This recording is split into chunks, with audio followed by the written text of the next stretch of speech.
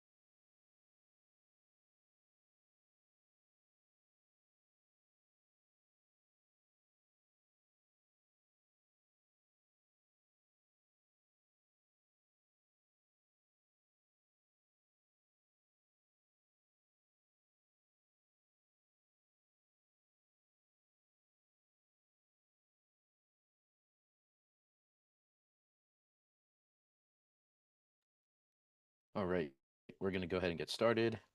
Thanks, everybody, for joining us today for our webinar on admission to the Master of International Affairs program at the Penn State School of International Affairs. I'm Matt Dietrich. I'm the Assistant Director of Admissions here at Penn State SIA. And my colleague Christy Percio, who is the Director of Admissions, she is in the chat. And we're happy to welcome you here today. Before we get started, we just want to let you all know that we are here to exclusively talk about the Master of International Affairs degree. If you are interested in a degree other than a Master of International Affairs, unfortunately, we're not going to be very helpful for you today. So you don't have to stick around if you're interested in another type of degree program. But of course, thank you so much for joining us. For those of you interested in the Master of International Affairs degree, and we're happy to welcome you here today.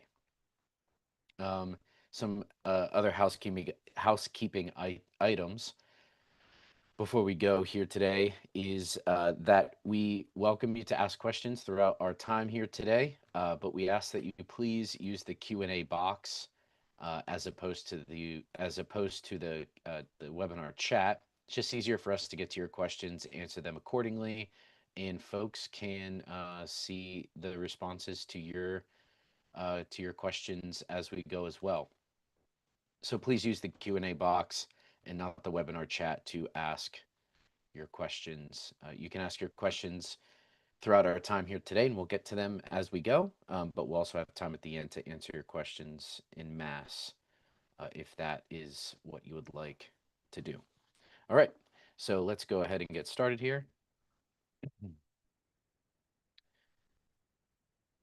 All right, so first we're going to talk a little bit about the Penn State University, or we're going to talk about Penn State University, but also the School of International Affairs.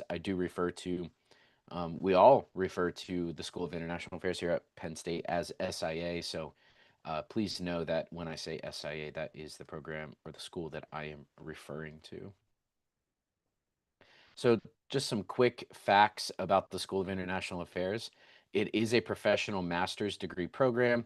So we are different than an academic program where you are preparing to write a master's thesis and then going on to get a PhD and writing a dissertation for careers in academia.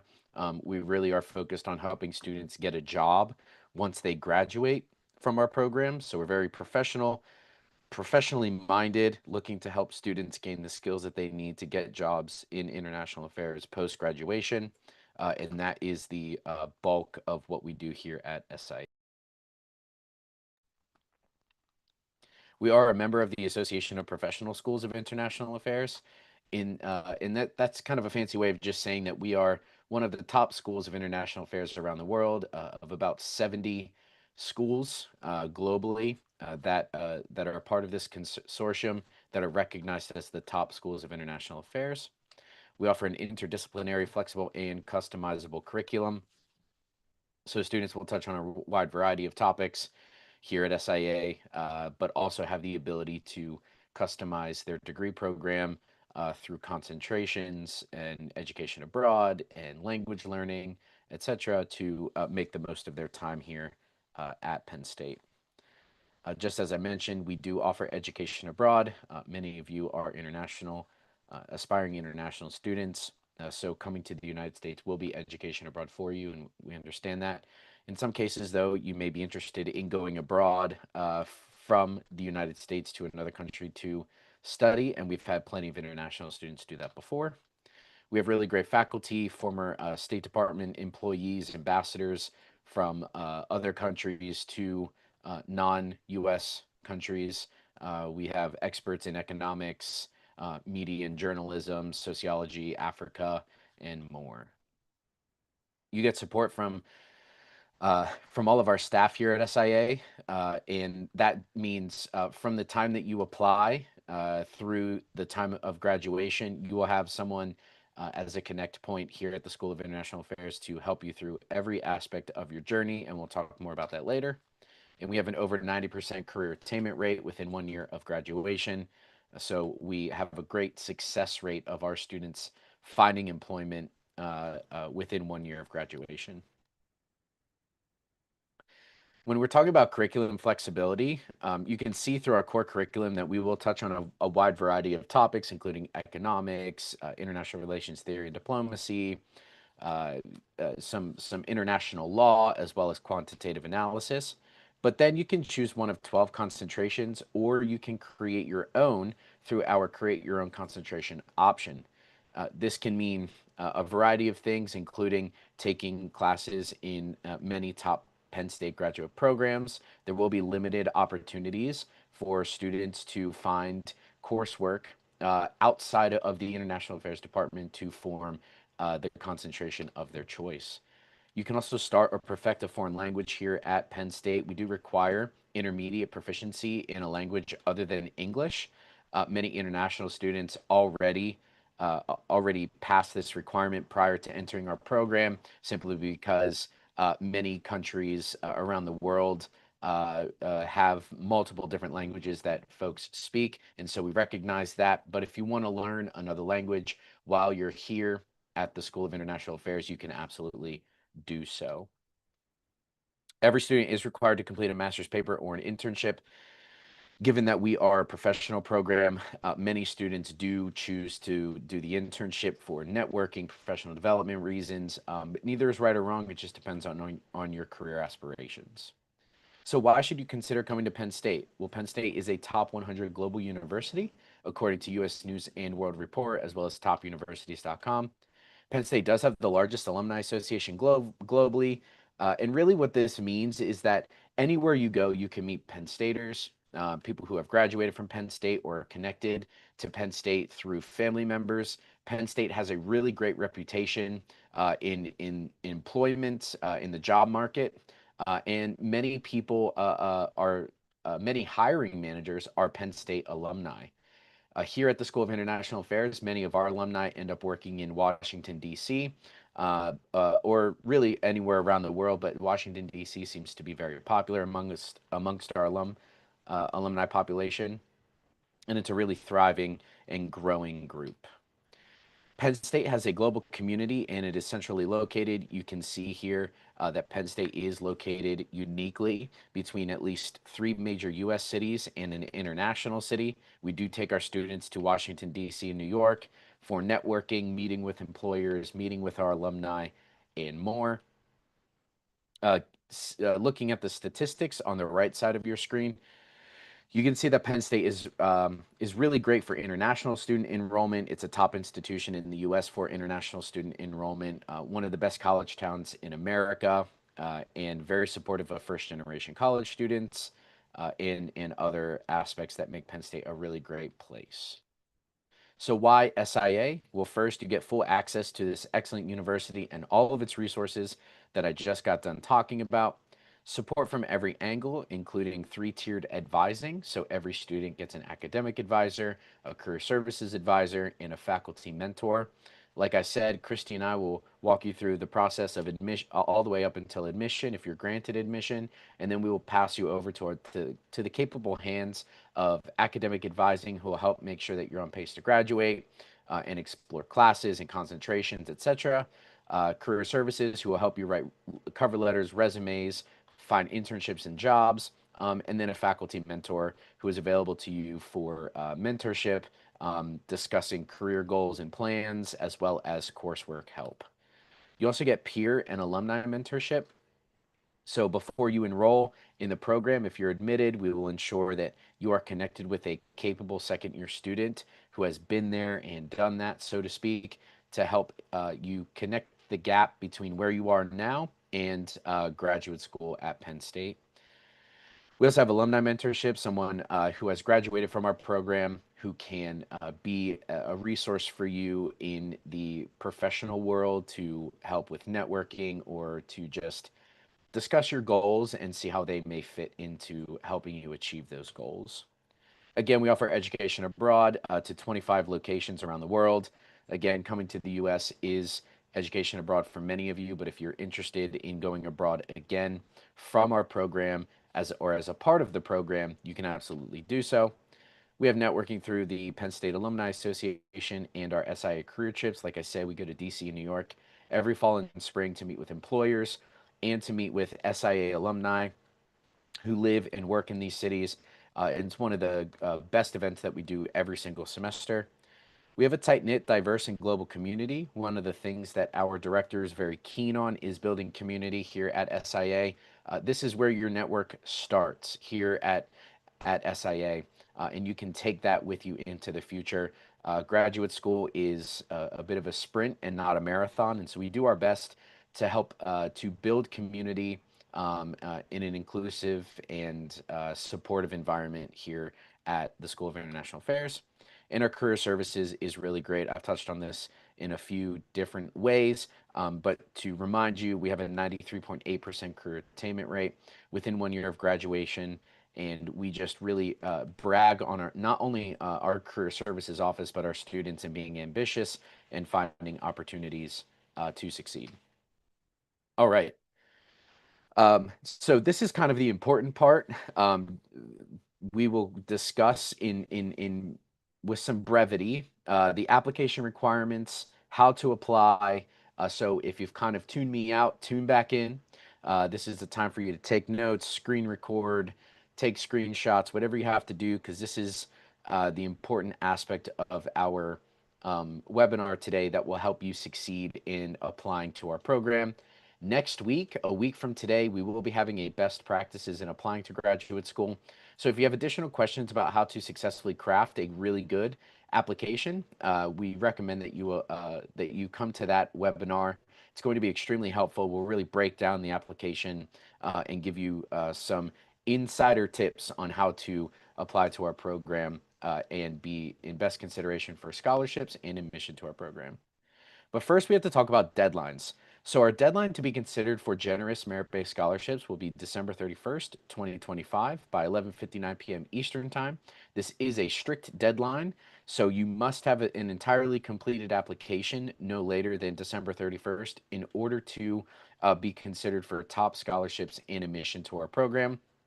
We therefore recommend that you begin your application right now. Begin it today, submit it, give yourself a 2-3 week deadline, submit your application, make sure it's really good, your statement of purpose is good, resume and cover letter is uploaded, you have letters of recommendation in your application, and all of the documents so that you can be in best consideration for admission and scholarship to our program.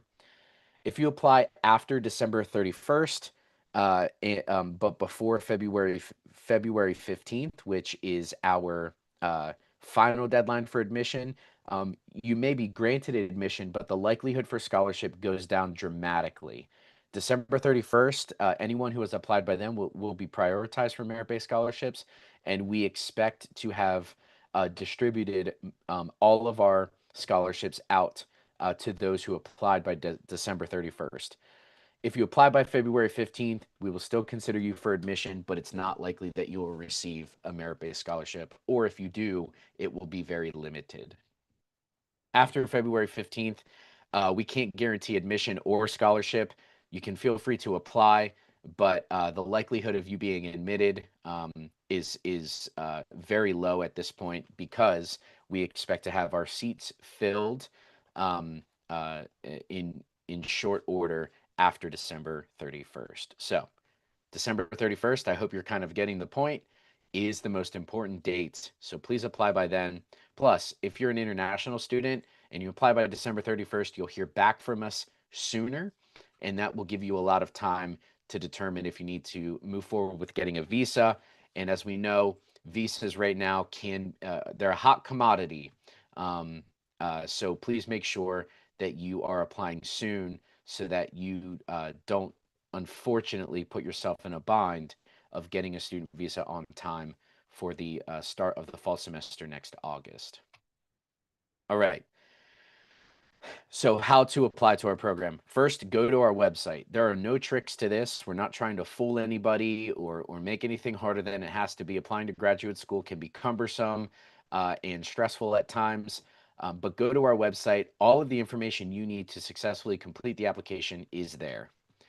You will first need to submit, or I'm sorry, not first, but all of the things that you need to submit include a current resume or CV, the copy of the official transcripts from all reported education up until this point on your application. So all education that you report must include a copy of the official transcripts, and for many of you, degree certificates. You will, as international applicants, you will need to ensure that you include all English translations or English copies of the official transcripts. Some of you may need to include original language transcripts as well. Again, this information is on our website, so please make sure that you are reading that thoroughly so that you're aware what you need to submit at the time of application. We do need a statement of purpose. There is a prompt with instructions on our website. Again, no tricks to this. Follow the prompt and the instructions on our website so that you can successfully apply. We do need the contact information for 2 recommenders. We suggest that you have 2 faculty or professor recommendations. If you don't have faculty recommendations, supervisors at internships or professional opportunities that are closely aligned to international affairs are okay. And if you have questions about that, feel free to reach out to us. We do have program-specific questions at the end of the application. These are supplemental essay and multiple choice questions that we need you to answer. These are extremely important and part of our review process. Skipping these will likely result in a denial of your application. For international students, we do need proof of English proficiency through IELTS or TOEFL. There is no exemption process except if you are from a country that already is exempt per the Penn State Graduate School guidelines. This is also on our website on the country eligibility page. So, for example, if you're from Ghana, Nigeria, these are kind of the common ones. You're automatically exempt from English proficiency. But if you're from India or Pakistan or China, for example, you will need to upload the official test scores from IELTS or TOEFL to be considered eligible. There is a minimum score for both. These are on the website, so check those out so that you're aware of what you need. You also need a conferred bachelor's degree that is comparable to a 4-year US bachelor's degree. If you are from Europe and you have 200, or if you have less than 240 ECTS credits, that is not considered comparable to a 4-year bachelor's degree.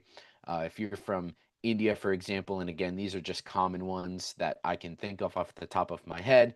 But if you're from India, for example, and you only have a 3-year degree, you will need to supplement that with a postgraduate diploma or a 1-year master's degree or something like that to meet that 4-year minimum. European students will need to figure out how to obtain 60 more, because typically I think in my history I've seen 180 ECTS credits usually gets you a bachelor's degree, so you need to get 60 more credits to meet that 240 in order to be eligible. All right. When it comes to scholarships, this is probably one of the most common questions we get, because financing a graduate education is at the top of mind for many students. But when it comes to scholarships, we're happy to report that 100% of our admitted students for fall 2025 and even back to fall 2024 who are eligible for scholarship receive some form of scholarship. However, scholarships are limited, they're not guaranteed, and they're completely based on the merit of your application. They're based on the quality of your application. We do not have any needs-based financial aid based on residency or financial status or anything like that. So this is why you need to craft a really good application, put emphasis on the statement of purpose, and apply by the deadline. Scholarships can discount your tuition up to about 60% for our top applicants. The average scholarship or discount through merit-based scholarships is between 40 to 50%. And on the low end, you could see about a 20% discount through merit-based scholarships. Again, if you apply by the deadline, you have a really good application. You make a really good case for why you want an international affairs degree and you want to come to Penn State and we're your top choice, you could be in the running for our top scholarships at the 60% discount. International students, you can use the scholarship towards your financial guarantee. The financial guarantee is required to get the I-20, and the I-20 is required to get the visa. If you can't meet the financial guarantee through loans, scholarships, grants, personal funds, or those types of supplemental finances outside of our scholarship, you can't get the I-20. And of course, if you can't get the I-20, you will not get a visa interview, and that will be the story there. We do not have any fully funded scholarships available. We cannot fully fund any student at the School of International Affairs, unfortunately, given the budget model of the university and that we only have a master's degree, we're just not afforded the opportunity to fully fund any student. So therefore, if you are requiring or only seeking programs that offer full funding, we may not be an option for you, unfortunately, I'm sorry to say. With that being said, we also do not have any GA or TA positions within the School of International Affairs. Many times, GA or TA positions do come with full funding and a monthly stipend with health insurance subsidies, and we just don't have those here at the School of International Affairs for the reasons I gave you earlier. And with that, we'd love to see you apply to our program. Go ahead and scan the QR code on the left to connect with us. You can meet with Christy and myself one-on-one to discuss our application, our program, and anything else on your mind that we can assist with in your prospective application. And the QR code on the right will take you to our application eligibility page where you can learn more about how to apply to our program, and what's involved in submitting a really good application to SIA. And with that, we'd love to answer any questions that you may have for us. You can use the Q&A box to type your questions in. I didn't see any come through today, so that means I must have done a really good job of answering your questions up front. So pat myself on the back. No, but if you have questions, please put those in the chat, and I'll give you just a minute to do so. If not, thank you so much for joining us today, and we hope to see an application from you soon.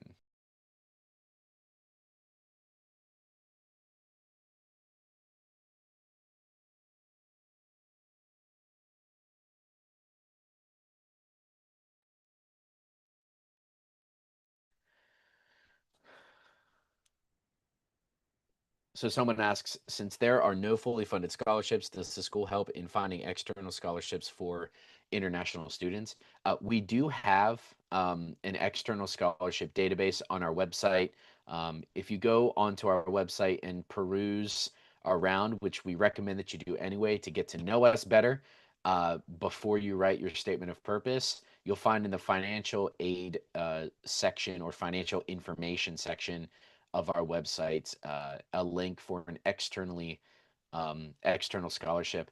So we provide you that resource in helping, but really it's on every single person who is applying to our program to seek out these opportunities on their own, because the bill will ultimately be your responsibility as a student. And so we do recommend that you just put in the groundwork, put in the hard work of finding external scholarships, loans, grants, whatever that looks like, to fund the remainder of your tuition bill. Any other questions?